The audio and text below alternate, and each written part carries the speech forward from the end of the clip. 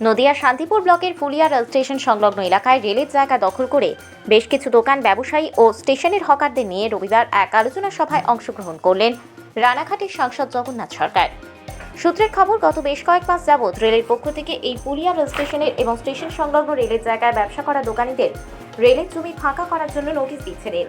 আর তারই পরিপ্রেক্ষিতে এদিন নোটিশ পাওয়া ব্যবসায়ীরা বিষয়টির সমাধান চেয়ে এবং ভবিষ্যতের কথা বিবেচনা করার জন্য এই এলাকার সাংসদ জগন্নাথ সরকারের দ্বারস্থ হন। এদিন সেই সব রেল হকার ও ব্যবসায়ীদের নিয়ে ফুলিয়ায় এক আলোচনা সভার আয়োজন করেন ব্যবসায়ীরা। সেই আলোচনা সভায় যোগ দেন রানাঘাটের সাংসদ জগন্নাথ সরকার। বাংলায় লক্ষ লক্ষ উদ্বাস্তু পরিবার রেলকে কেন্দ্র করে, স্টেশনকে, প্ল্যাটফর্মকে কেন্দ্র করে তারা জীবিকা অর্জন করে চলে। নরেন্দ্র দামোদর মোদী আত্মনির্ভরতার কথা বলে, সেই কারণে মোদিজির কাছে বা রেলের মন্ত্রকের কাছে আমার দাবি, এদের জন্য চিন্তা ভাবনা করে তারা যাতে ব্যবসা করে খেতে পারে, রেলের জায়গাকে বড় কোম্পানিকে লিজ না দিয়ে এদের মধ্যে একটা নিয়ম নীতির ভিত্তিতে তাদেরকে আত্মনির্ভর করার একটা স্কিম, মানুষের সমস্যা, যাত্রীর সমস্যা না তৈরি করে এরাও যাতে রুটি রোজগার করে খেতে পারে তার জন্য একটা ভাবনা চিন্তা করে স্কিম পাসের জন্য আবেদন করানো এবং সেটা পাস করানো আমার কাজ।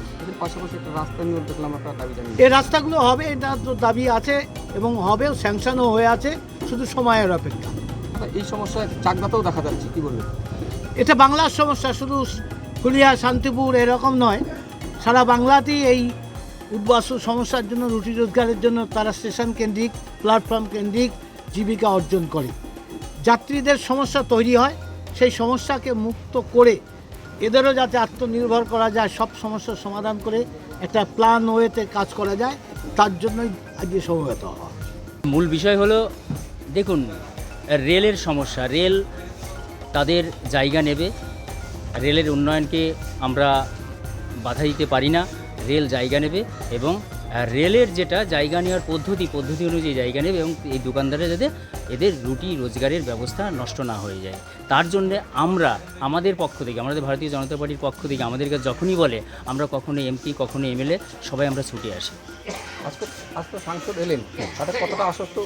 হ্যাঁ, সাংসদ আশ্বস্ত করে গেছেন যে আমরা আপনাদের সঙ্গে আছি, আপনাদের পাশে আছি, কোনো রকম অসুবিধা হলে আমাদেরকে বলবে, আমাদের জনপ্রতিনিধিরা এখানে ছুটে আসবে এবং রেলের যে কমন ওয়াল যে কথা দিয়ে গেলেন তৈরি হবে, সেটা